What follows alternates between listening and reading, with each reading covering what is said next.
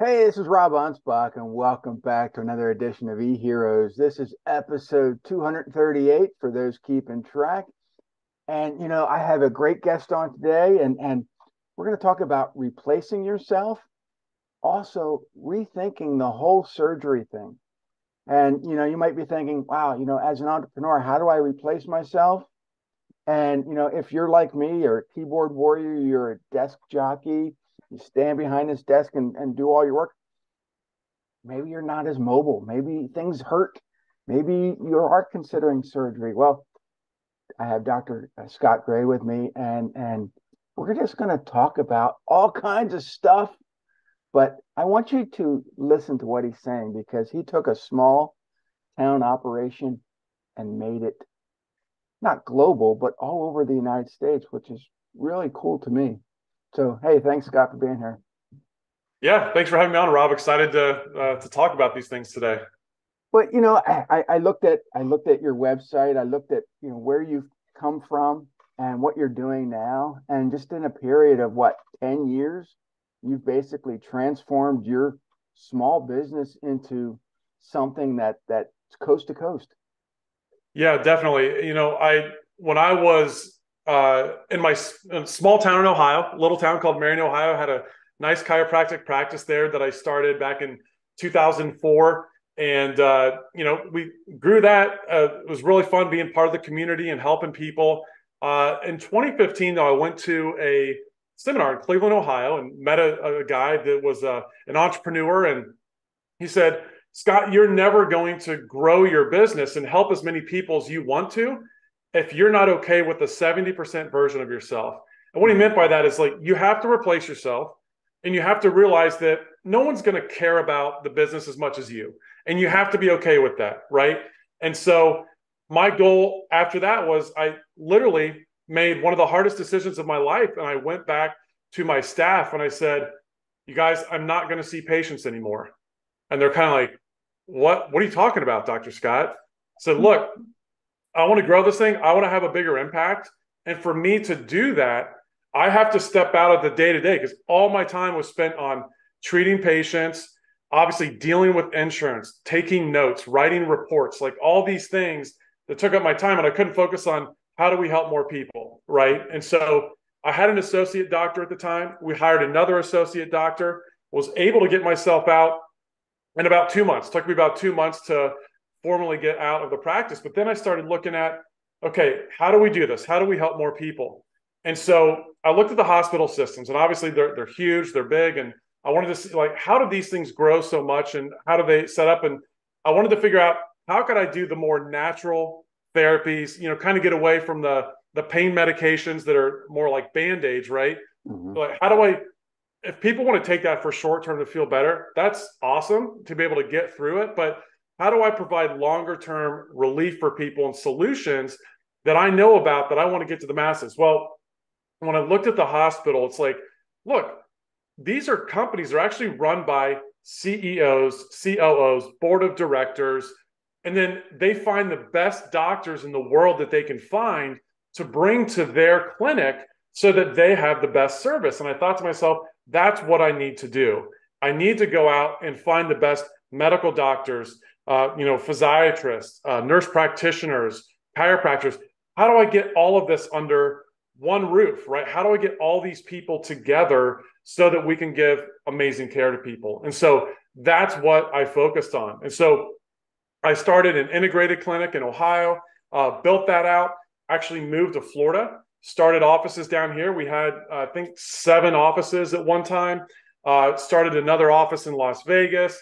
Teamed up with some people, did some more offices in Florida, and doing this, what I realized is that the need was there. The need was huge. People wanted this stuff, and so I started working with groups all around the country and basically finding those best doctors that I could just refer to rather than starting new clinics and doing all of these things on my own. How do I connect that person that we know because we've got a big online presence, and so people contact us and say, hey, is there someone in my area that does this regenerative medicine thing? Is there someone in my area that does a more natural way to get out of pain? And we find those doctors for them, and connect them. And that's where we came up with Connect Relief, is helping people do that. And that's been kind of like this, honestly, 2015 is when my mindset changed. So it's been, about 8 years since we've been really trying to build Connect Relief and some other kind of like associated subsidiaries and things that work with that to make that reality for people. Yeah, in 2001, one of my very first consulting clients was a naturopathy center in Asheville, North Carolina. And after I got them all set up with the marketing, after I got them set up with business plan and everything, then 9/11 hit, and they got scared, and they closed their practice, went back to working for other people, and it was a while before I think everybody started embracing naturopathy. The last couple of years, people are like really into it, and but then again, we got hit by COVID, and people are like, oh well, I should just do what my doctor tells me to do, and I'm like, no. Do your research. and even on Facebook and social media, they were starting to block people for posting stuff that was against what Facebook thought. And so we're back to this whole thing of oh, drugs are good, or prescription drugs are good, now naturopathy is bad. And so I think that referrals are probably the best resource, because those are people that have already experienced it. The stuff that you see on social gets so demonetized and pushed down on the feed that you really don't get the. I don't know. For me, I don't see too much of that on social anymore. Right, and so I hear it from others.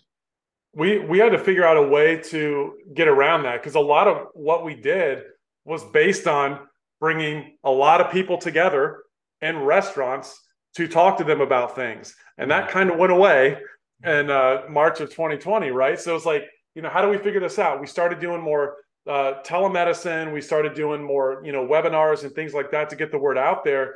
But as things have opened back up, really, we teamed up with the American Arthritis Foundation, and their doctors and their experts on, using the best protocols out there to treat patients. And what we do now is, with the way social media is, we're old school, man. Like, we go back and use direct mail, right? We're sending mail to people's homes and saying, if you're frustrated with where you are, if you're not getting the results that you want, come listen to our talk, and we're going to talk about what we do. If you like it, great. If not, that's okay too. But we kind of went back old school to do the direct mail protocols, because you have control over that, right? And we know that if we can do that to the right people that are looking for that type of thing, then we can continue to share our message, right? So it's funny that we talk about old school marketing. I just had an interview with Steve Cypress, and before that, Jim Palmer. And we were all back to talking about using, the Postal Service to deliver our marketing messages.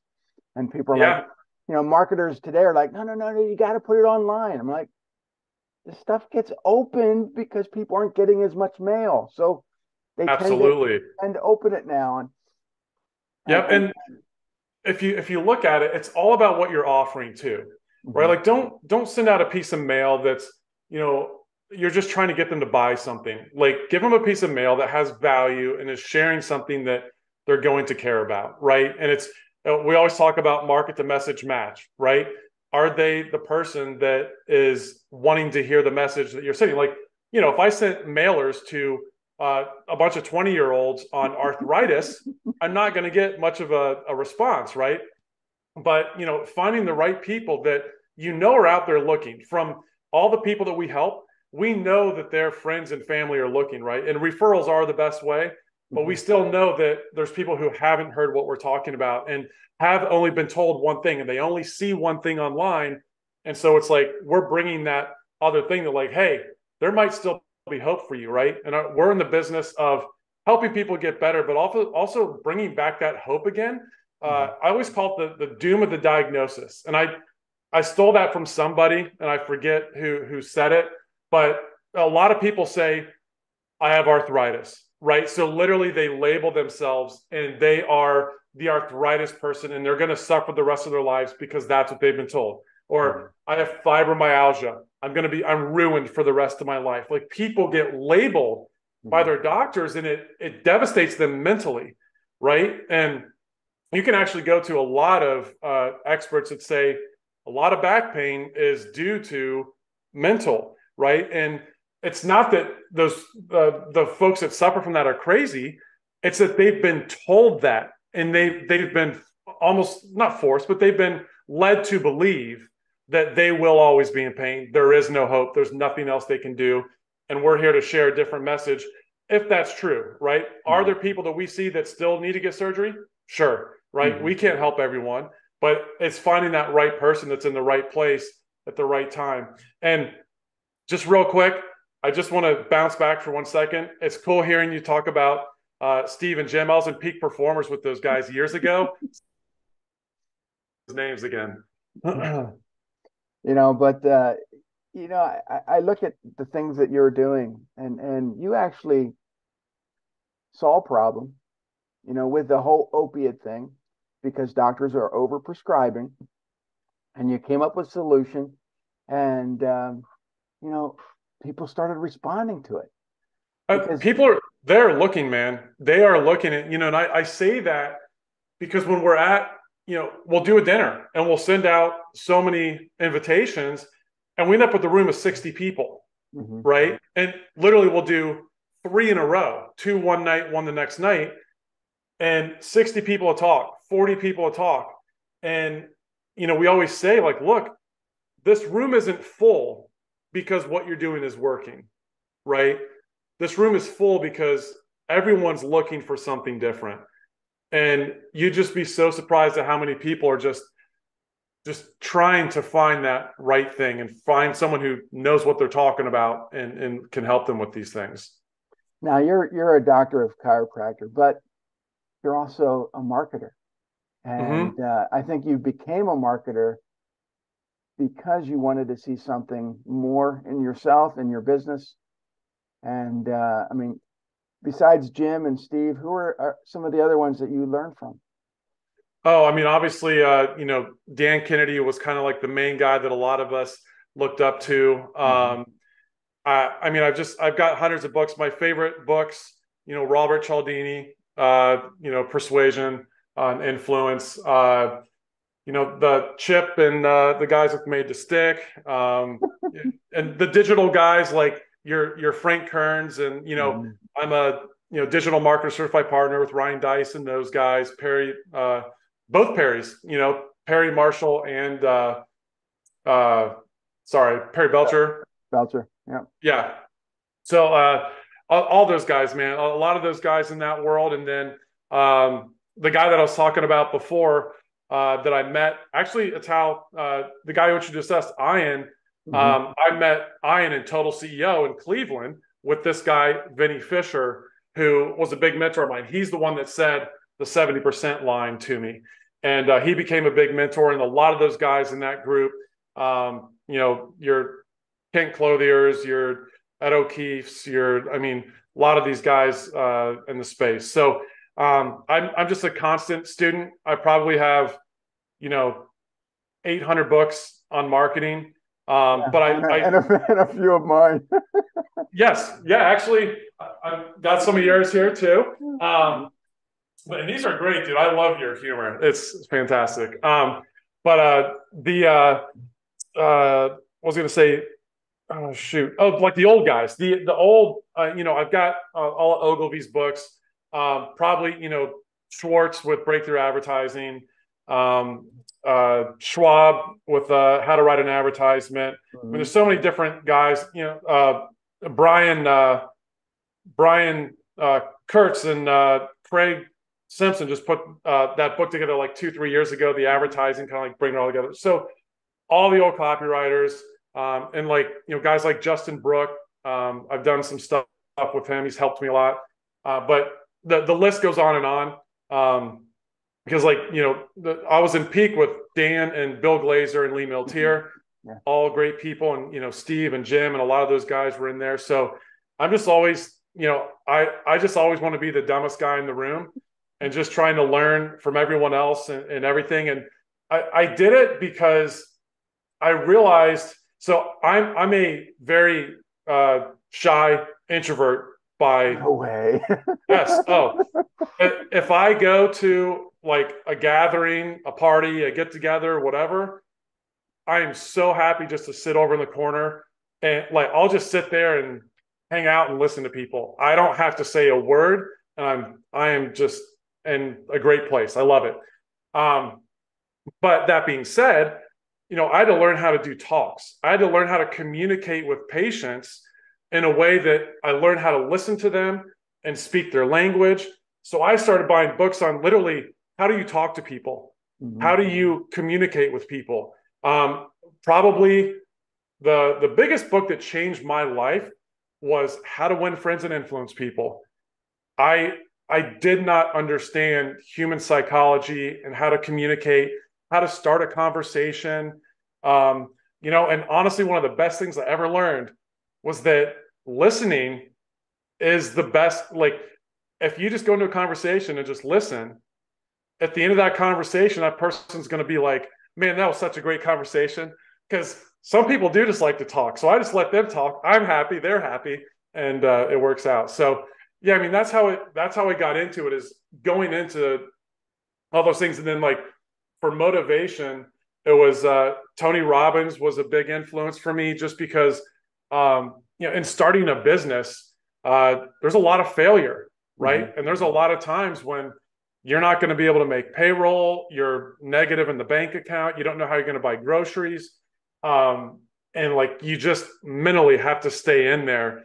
And Tony was kind of like, I would just pop those back when there was CDs and tapes and stuff, pop those things in and listen to those. So I have like different, my little mentors and books and seminars and things like that I would lean on. Yeah.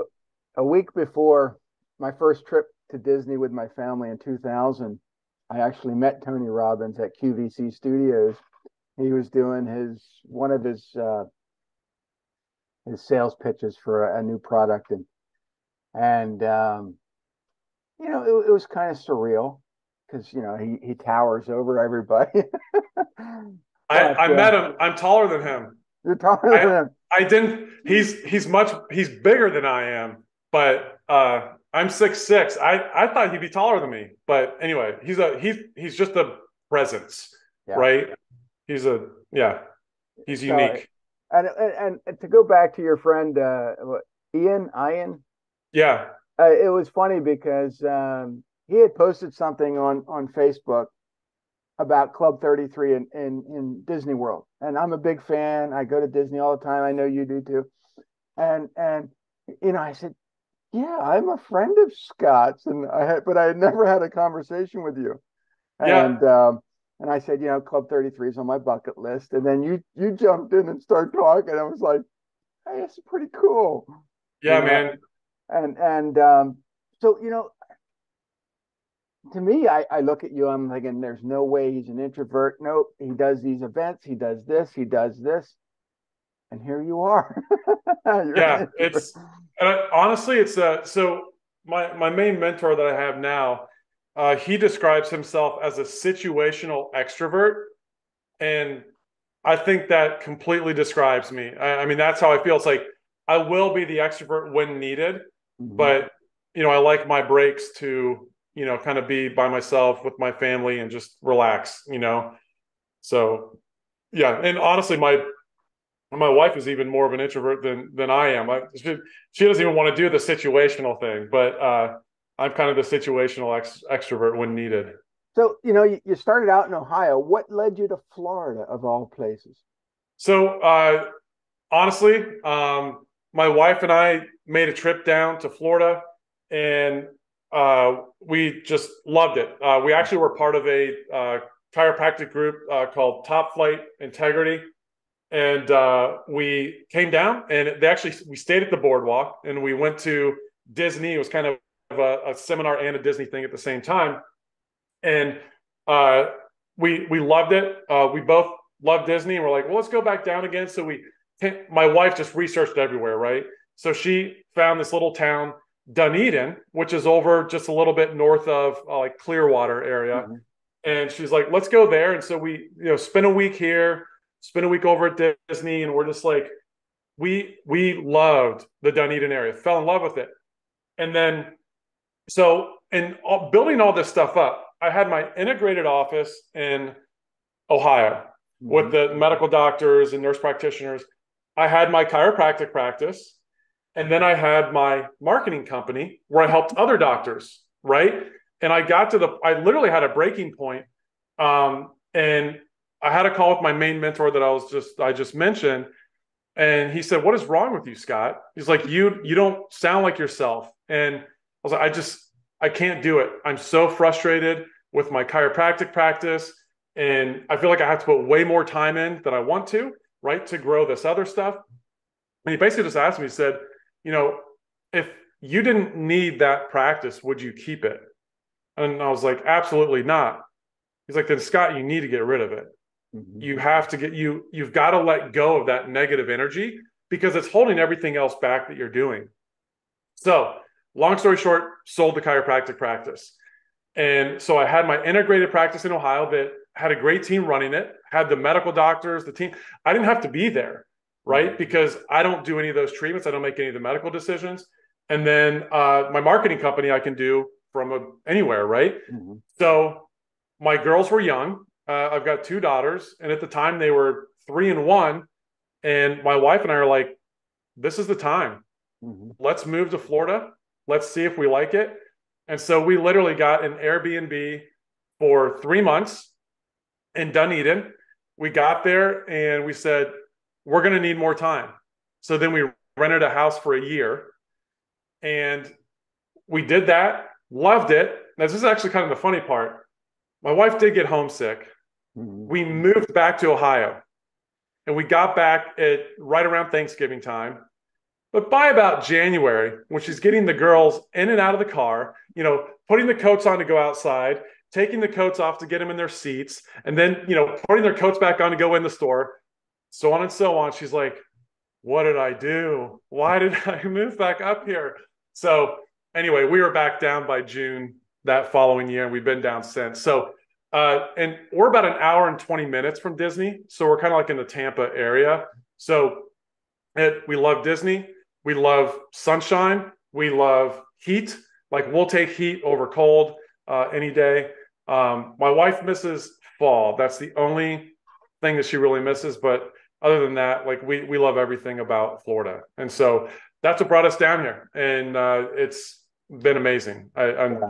It's funny. And just, this was a lesson that I learned. I didn't learn it till later, which is interesting. So I had my associate for 6 years at the chiropractic practice. And my mentor said, Scott, what are you doing with the chiropractic practice? Like, you need to let go of it. Obviously, like a lot of people, that's a huge decision, right? Because it's like telling my wife, like, hey, honey, the thing that has been making us money for the last 13 years, I'm going to get rid of it, right? It's just like, what are you talking about? That's the golden goose, right? So anyway, we talked it through, decided, sat down with my associate the next Monday, offered him the practice. He said, absolutely, yes, I want it. And so in doing that, he bought the practice, and that's when we were able to move to Florida. Now, if I didn't do that, he told me 2 or 3 years later, he said, Scott, I don't think I ever told you this, but I was getting ready to move to Texas to work with someone else because I didn't really see it going anywhere with you being the owner. And so if I would have waited, right? And what I'm talking about is the speed of action, the speed of, how quickly you take action in life. If I would have waited maybe even a month, he would have moved to Texas. I would have not been able to sell the practice. I would have been stuck in the practice. having to find another associate, which is actually very difficult to find someone that does things the right way, and et cetera, et cetera. And so that was just a lesson that I never forgot ever since he's told me that, is like, when you know you want to do something, do it, right? Take action on it right away. I actually wear this thing. This is from Kent Clothier. Just says the time is now. I've worn this since 2015. I've worn it for the last 8 years. And really what it means is, if you want to do something in your life, do it. Kent, he shared a story where he was on a plane and literally it started filling with smoke, right? And everyone thought they were going down. They did have to make like a, emergency landing or whatever. But he thought to himself, like, what am I doing? His wife and family had wanted to move to California. They had put stuff off and literally just changed his whole mindset. And that was at that same conference where I was like, man, I gotta take action on this. So if I can encourage anyone, if you're sitting there thinking like, when should I start this? When should I do this? The time is now.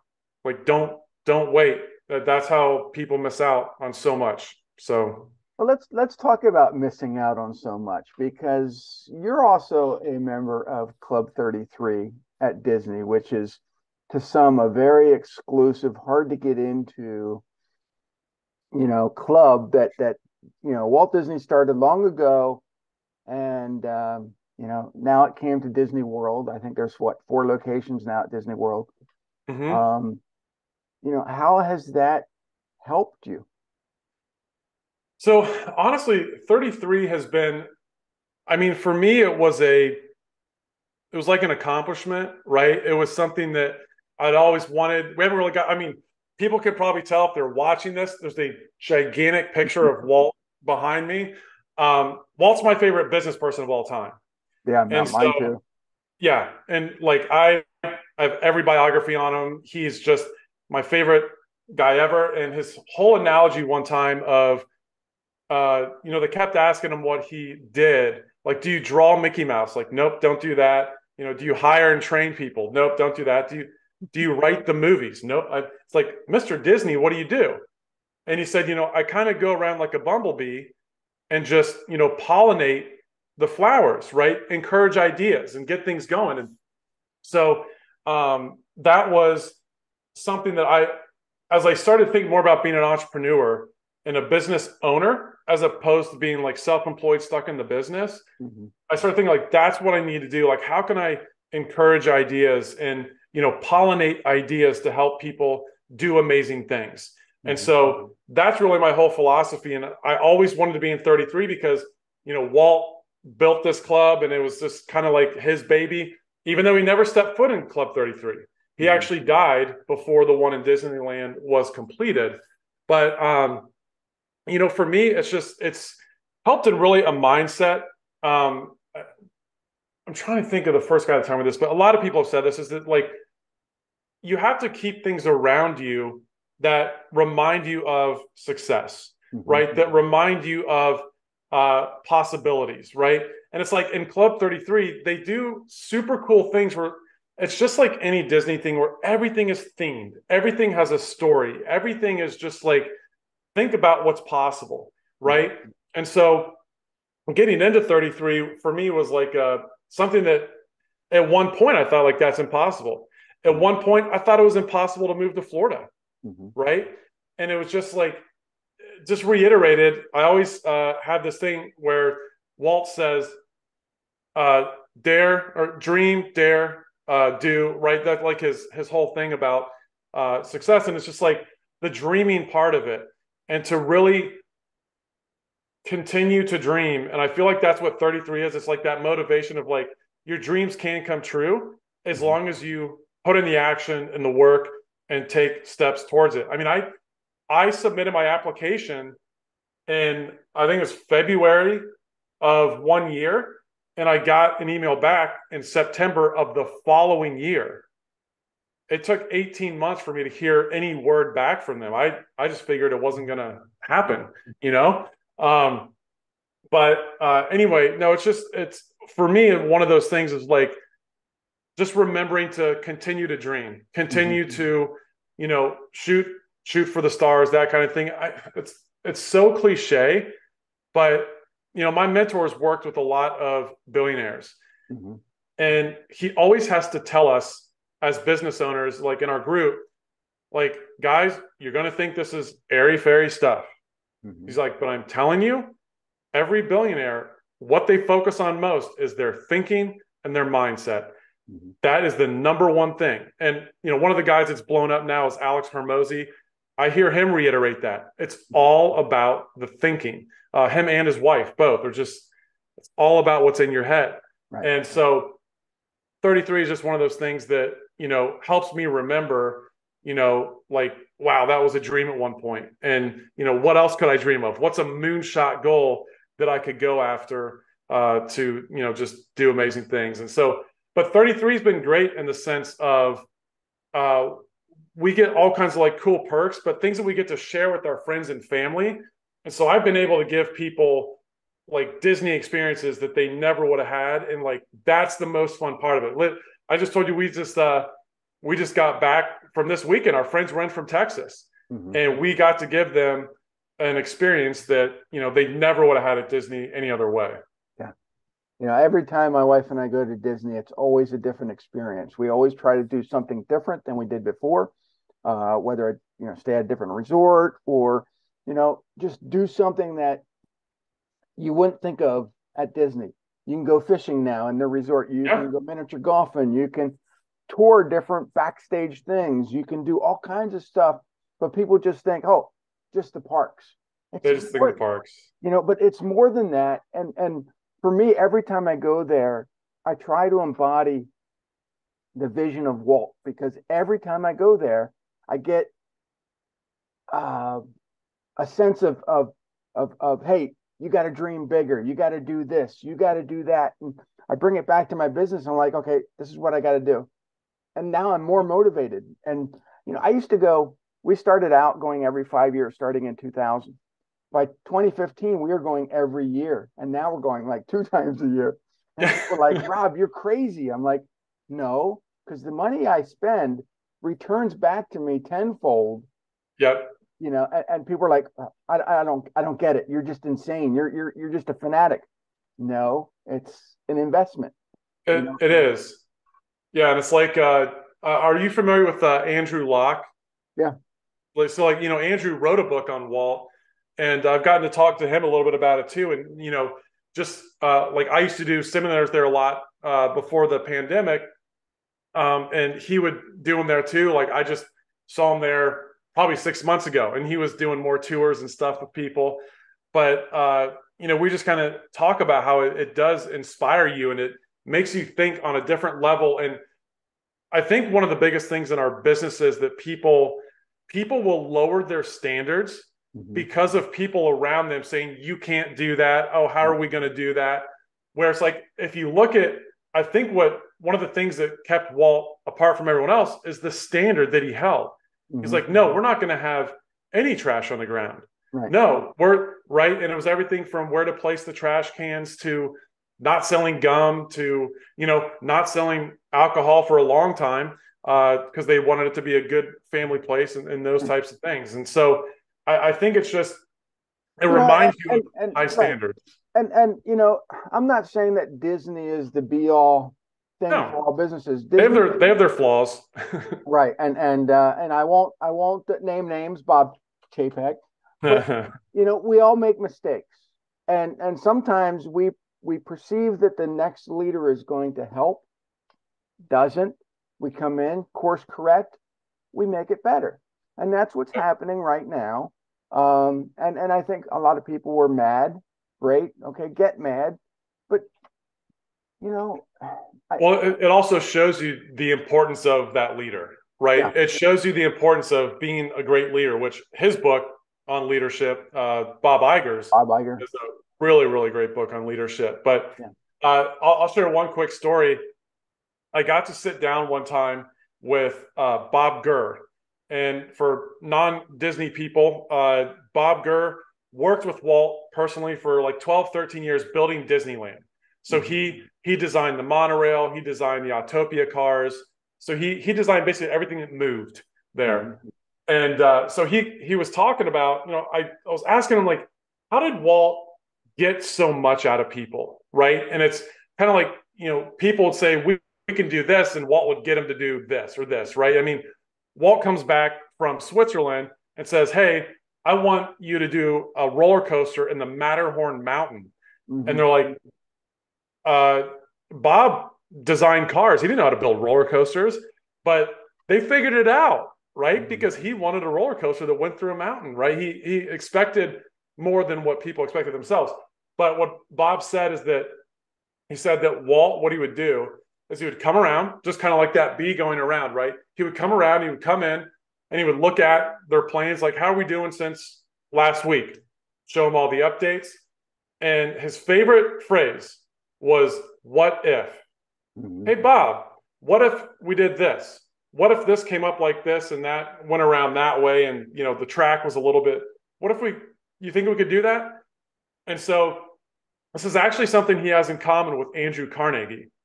Andrew Carnegie never gave orders to his people, ever. He always, literally, it was almost the exact same thing. What if? Could we? Right? These leaders, it's really interesting that they never gave orders. It's so different than, some of the other leaders.